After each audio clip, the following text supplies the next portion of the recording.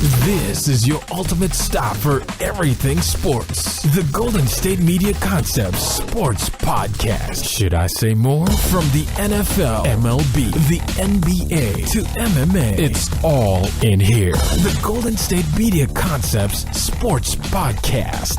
Listen now.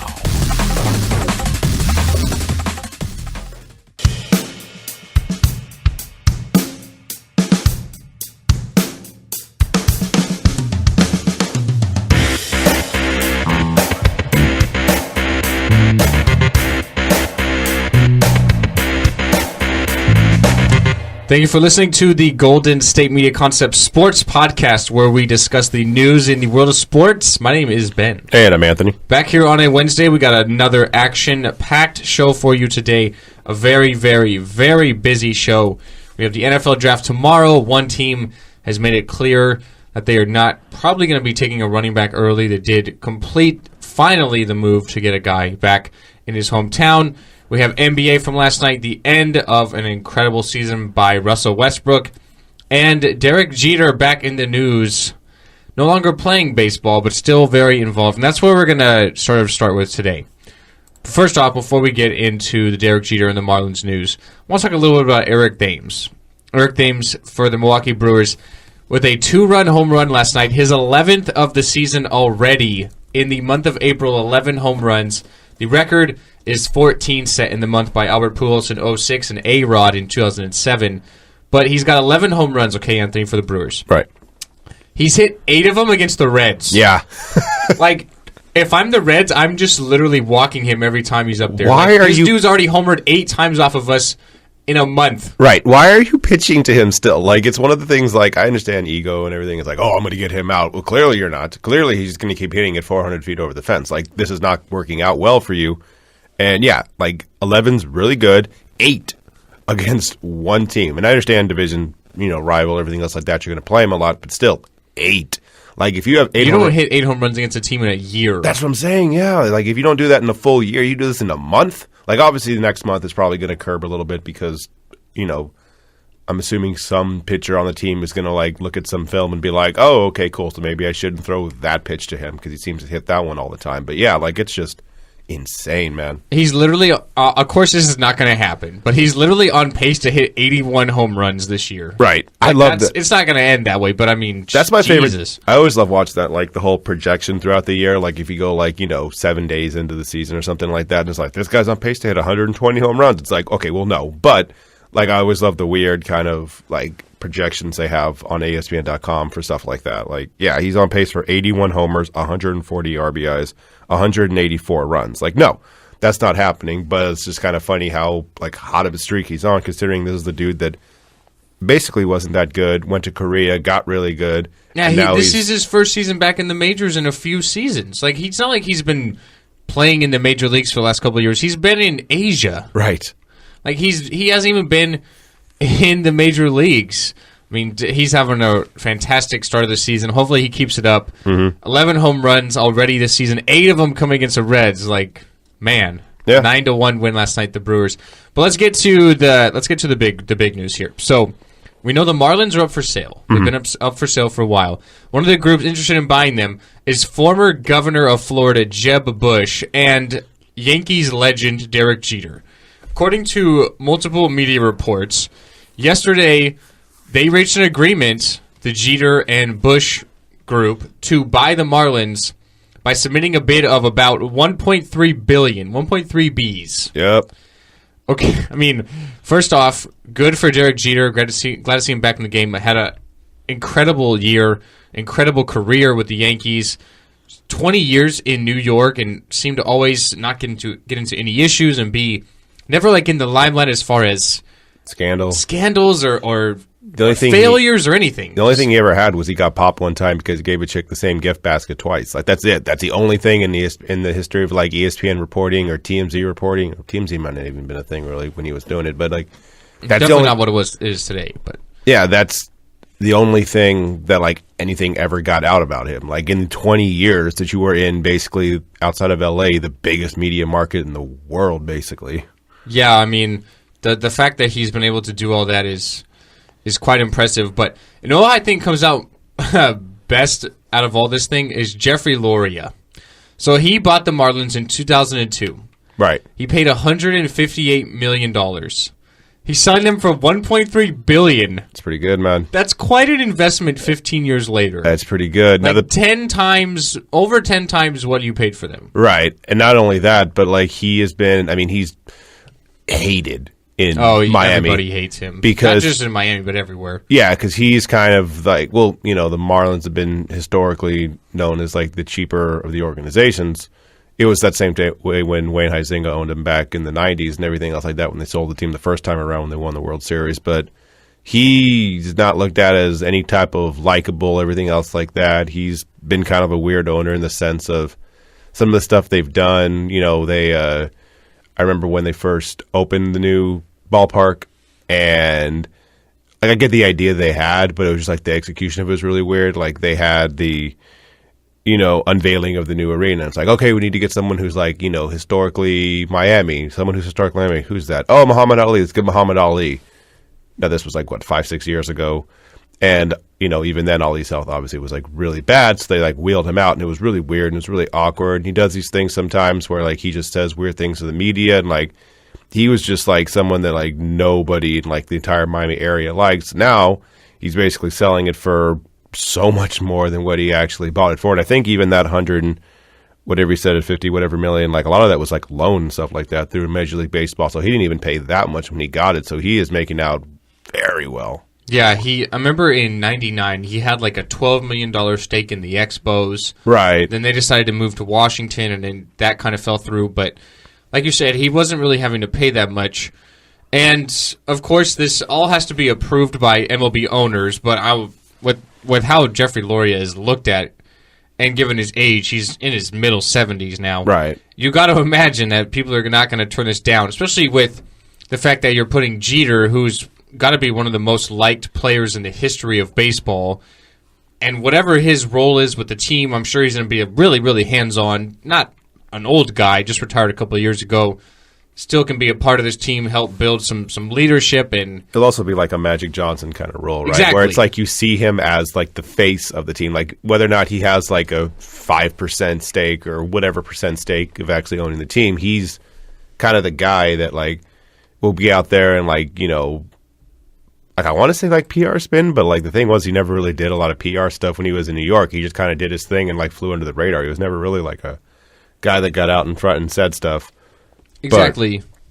So, I mean, it's good for all parties, really. I mean, you have Jeb Bush, who brings a lot of the political mindset in there, and former governor of Florida, so he's a Florida guy. But you also have the thing where it's like the Bush family who owned, I think, the Rangers at one time. George Bush owned the Rangers so until, that whole family 98. Yeah, so that whole family kind of knows baseball and, excuse me, they know that family. Had a little sneeze there. A little bit, sorry. So, like, they know that whole family, the Bush family in Major League Baseball. So, you get that, and you get what? Like, honestly, like, what more beloved baseball player could I give you in the history of baseball? Like, Griffey, maybe? But that's what I'm saying. Like, for Jeter, like, got to be the most liked player. Yeah. Even if you're not even, like, Yankees, if you're not a Yankee fan, you basically hate the Yankees. But you don't hate Derek Jeter. No, like, you respect him even. It's just like, okay, cool, Jeter, yeah. Right, exactly. So, and he definitely brings a lot to the team of trying to just simply build like a winning culture. And I'm not exactly sure free agency wise if you could lure people there, but the Marlins all of a sudden go from a team that wasn't necessarily one of the bigger markets to one of the bigger ones now. Right. Bush has a lot of money given his political influences. Jeter has made the second most money of any player in baseball history, only behind A-Rod. And, of course, that's going to change. I mean, look at the contract Giancarlo Stanton is on right now. Yeah. But that's, of course, going to change. But he's got a lot of money. He's made, I think, over $250 million in his playing career. Right. So he, of course, has a lot of money as well. And you're just simply, you compare it to Magic Johnson, I think that's a good one. Simply just building that winning culture. You have literally a legend there to sort of help sort of put some of these younger guys in the right mindset and build a winning culture and a regime. And that's definitely a good thing. Of course, Rob Manfred, the president and the commissioner of Major League Baseball has come out and said that no official bid has been accepted and all this stuff, which he's just trying to protect any leaks that get out, which they already have. But so we know what's going to happen pending approval by Major League Baseball owners, which is going to happen. They need 75%, which, like we just said, is going to happen. But we'll see. So it's definitely good for the game and for baseball and for the Marlins and all parties involved. We will take our first break at the GSMC GSMC Sports Podcast. We're going to be talking basketball next. We have the NBA playoffs from last night. The Rockets finally downs the Thunder. Game 5 between the Grizzlies and Spurs, as well as the Jazz Clippers. And then tonight we have a couple games in the Eastern Conference as well. All that coming up here at the GSMC Sports Podcast. Tired of searching the vast jungle of podcasts? Now listen close and hear this out. There's a podcast network that covers just about everything that you've been searching. Hey! The Golden State Media Concepts Podcast Network is here.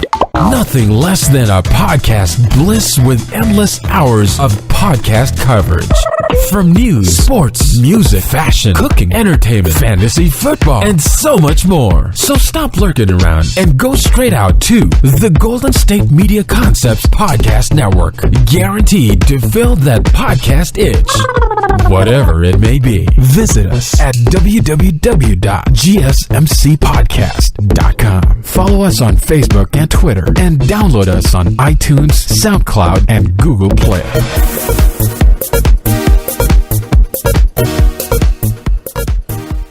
Back here at the GSMC Sports Podcast, the Rockets finally eliminate the Thunder 105-99 in Game 5 last night in Houston. Russell Westbrook, 47 points, 11 rebounds, 9 assists. But, oh my God, he took 34 shots. He did.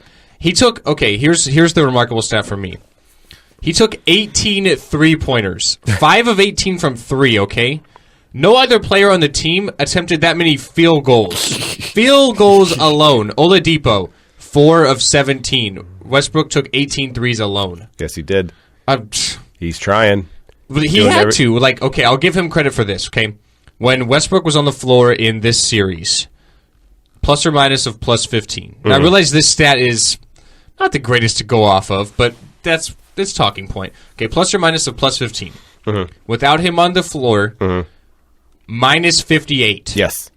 And that says it all. And it's not like, when Westbrook was playing, that he was playing, say, like 24 minutes he was on and 24 minutes he was off the court. No. He played 42 minutes last night. Yeah. Averaged about 39 to 40 throughout the series. Yeah. The 34 was the least he played, but 34, 41, 39, 39, 42. So like an average of 39 minutes per game. So that means 7 minutes he was off the court, average, in these games. And the minus, we say 52? 58. So 58. 5 games, so 5.8 on average per game. Like that. In 7 minutes. Like that is like, I understand they have talent around him and Oladipo and Cantor and Adams and stuff like that. Do they though?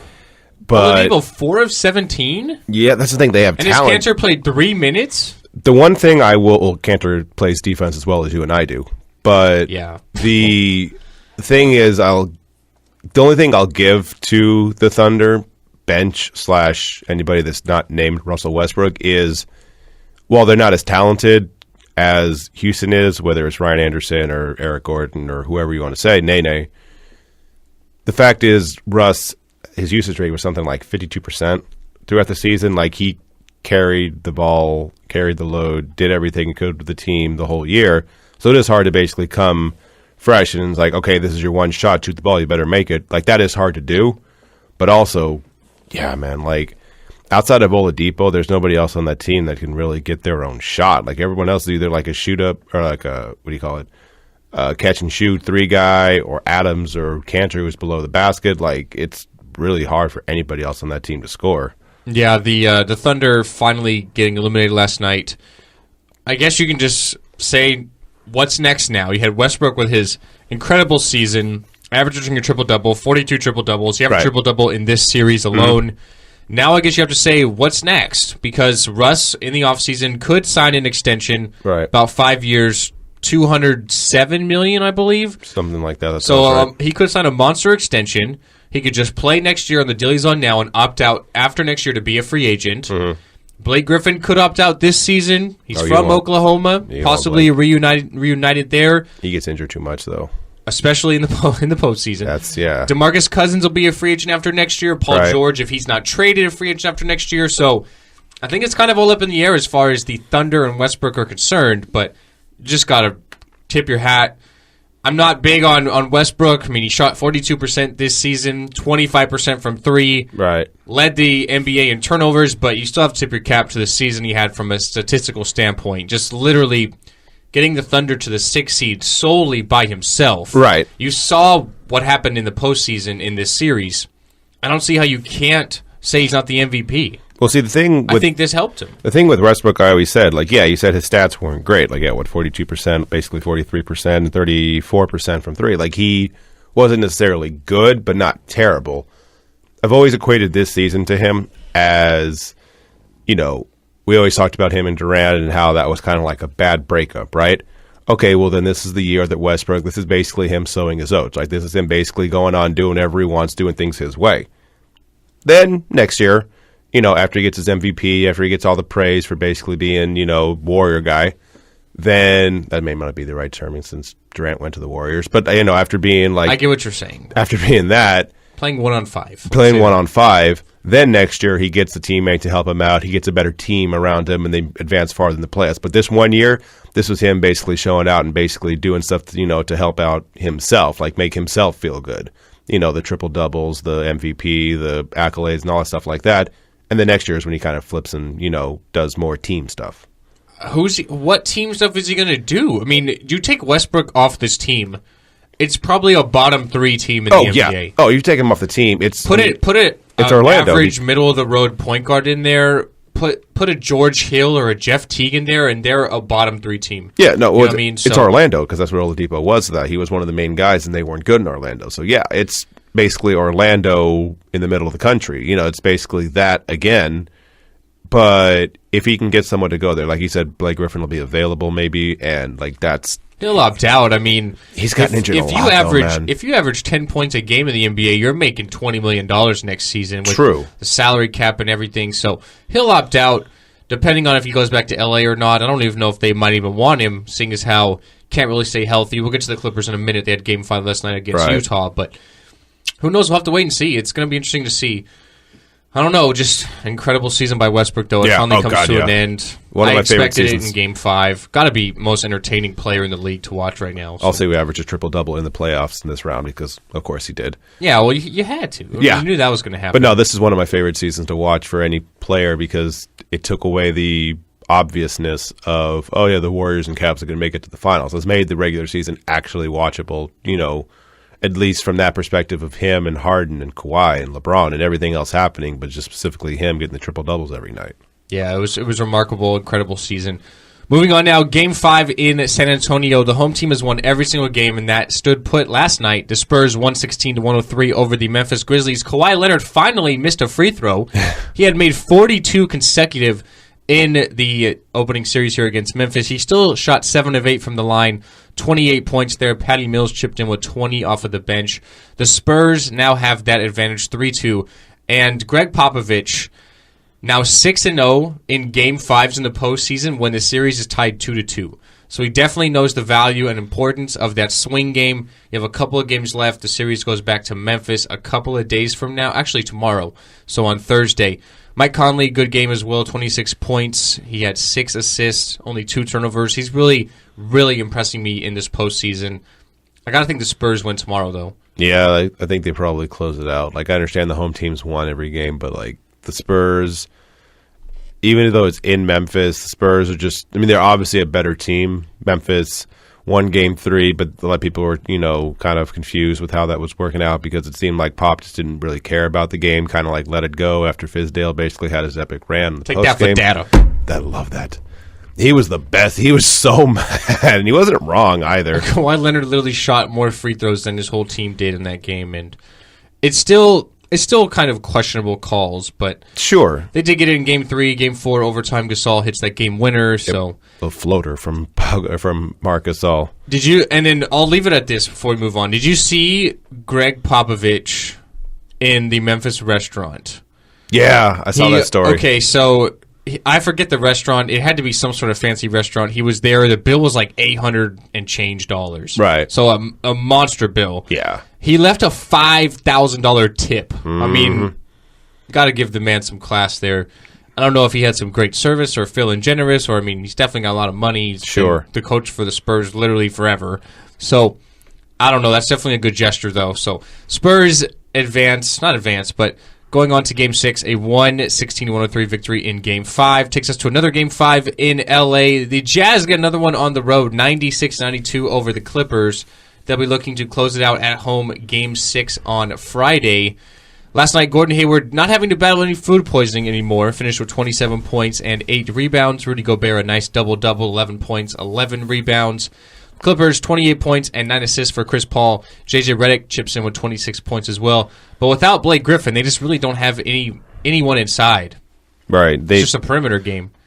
Like, this has to be blown up now, no?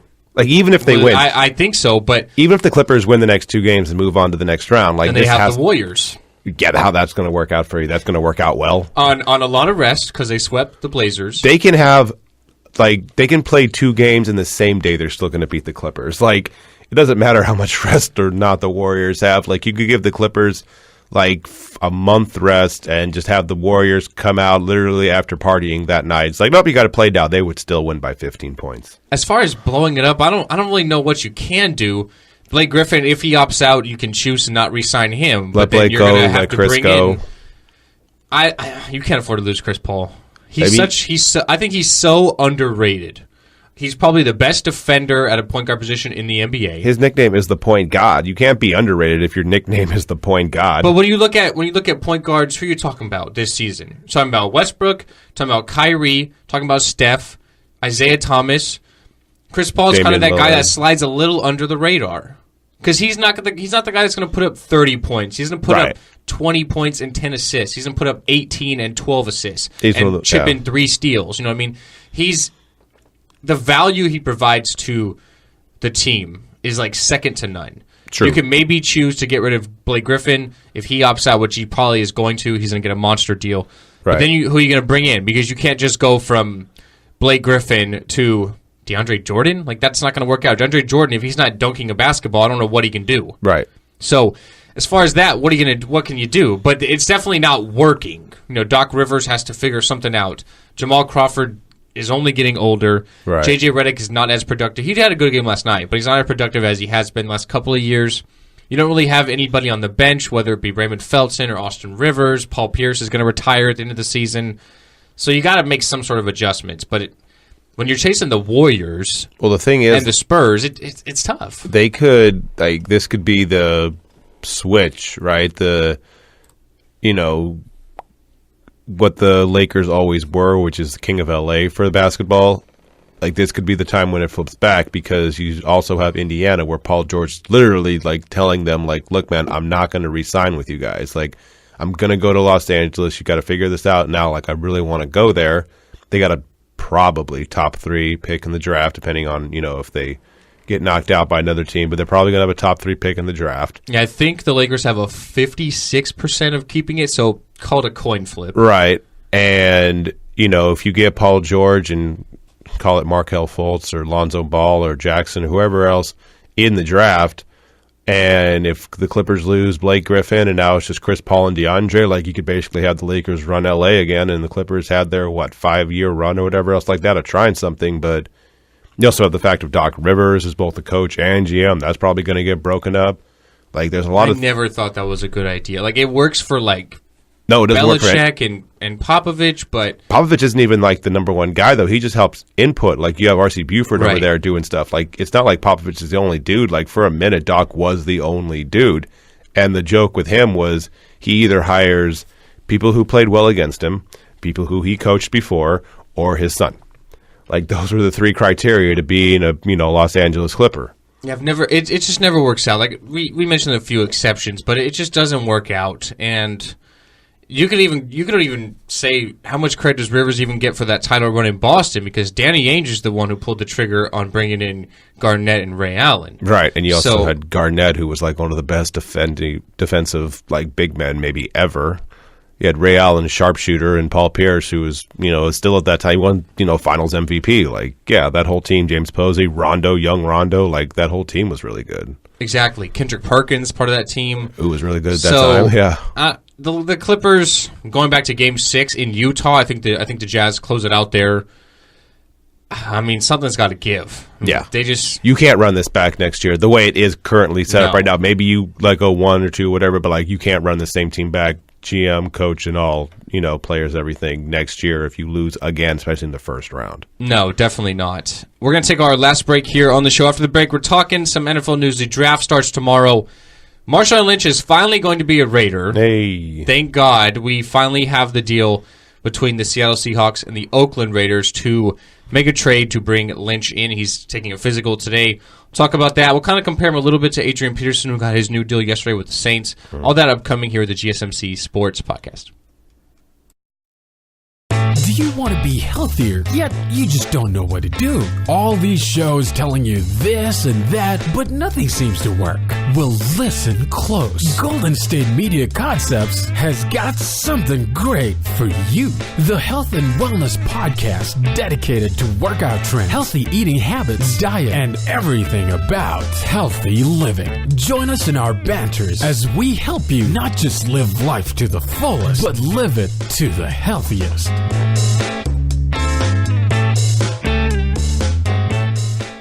Tonight in the NBA, we do have a couple of games in the Eastern Conference, a couple of pivotal Game 5s. The Hawks and the Wizards in Washington, that series tied 2-2. And the Celtics and the Bulls. Every single road team has won each game in that series. It looks like Rondo might be trying to come back tonight. He does have that fractured thumb on his right shooting hand. He's going to do a little bit of a pre-game workout. Honestly, don't see that happening. Maybe Game 6, a couple days rest.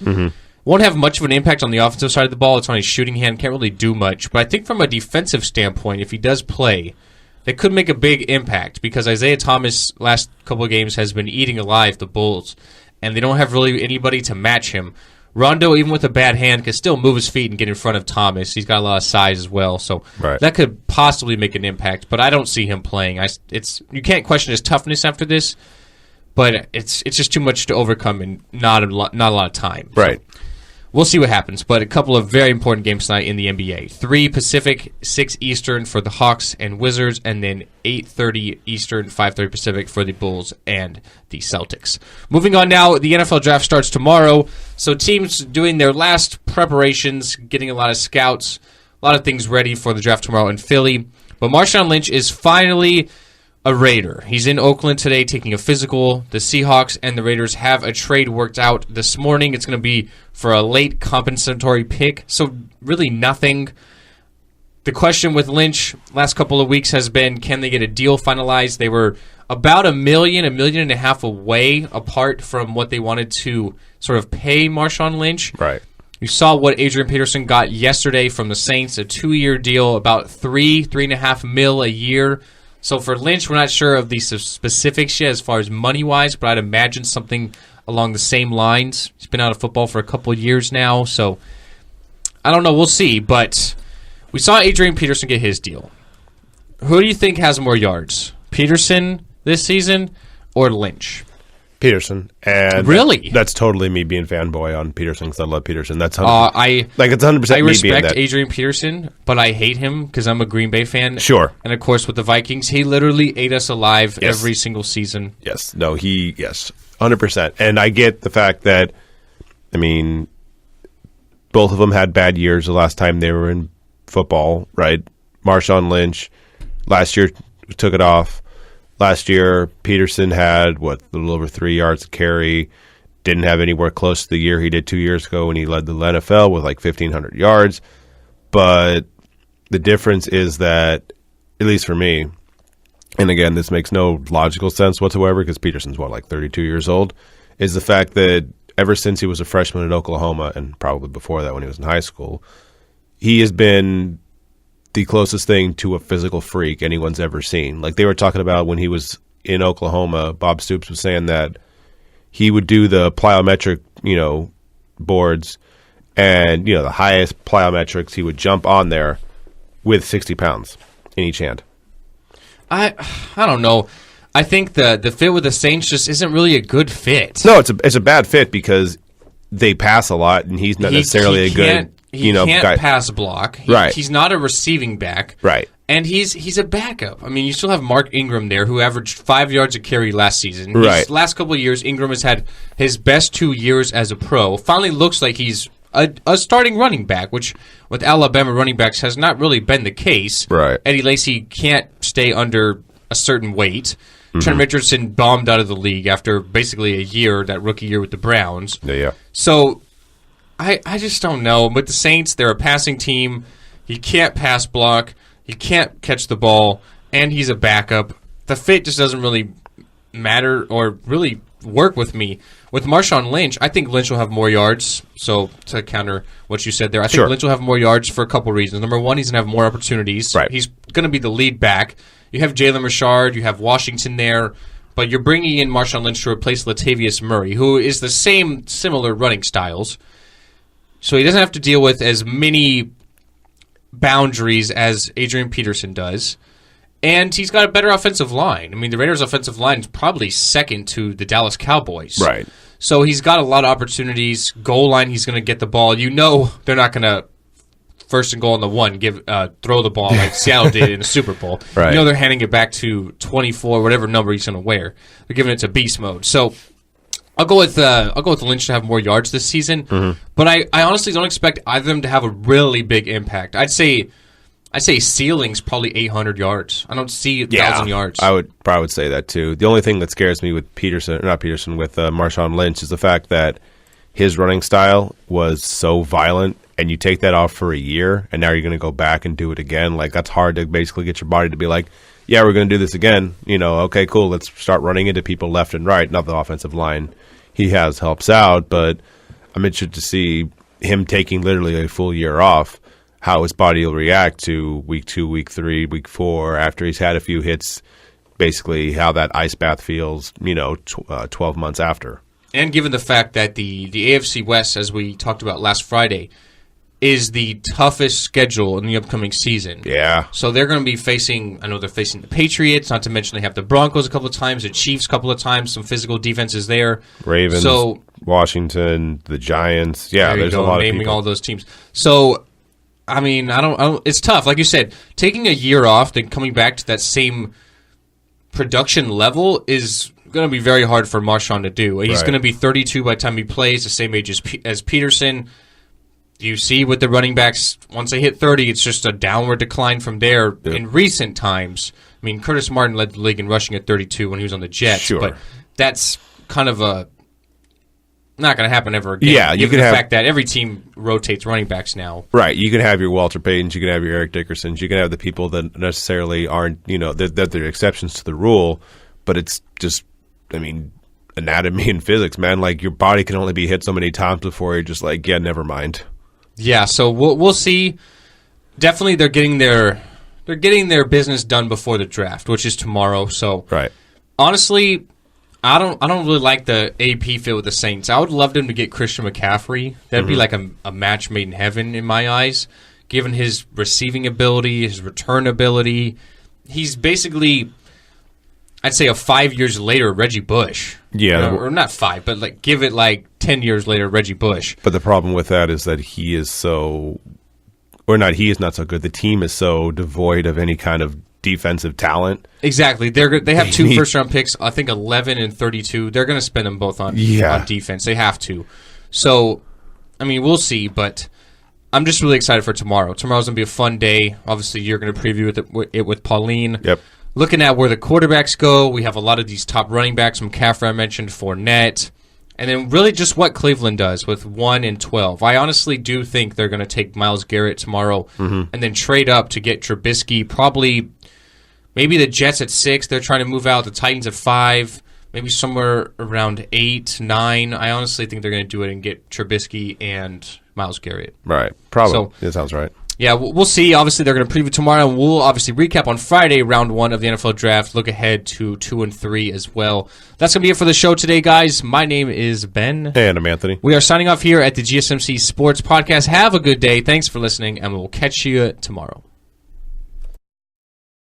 You've been listening to the Golden State Media Concepts Sports Podcast, part of the Golden State Media Concepts Podcast Network. You can find this show and others like it at www.gsmcpodcast.com. Download our podcast on iTunes, Stitcher, SoundCloud, and Google Play. Just type in GSMC to find all the shows from the Golden State Media Concepts Podcast Network. From movies to music, from sports to entertainment, and even weird news. You can also follow us on Twitter and on Facebook. Thank you, and we hope you have enjoyed today's program.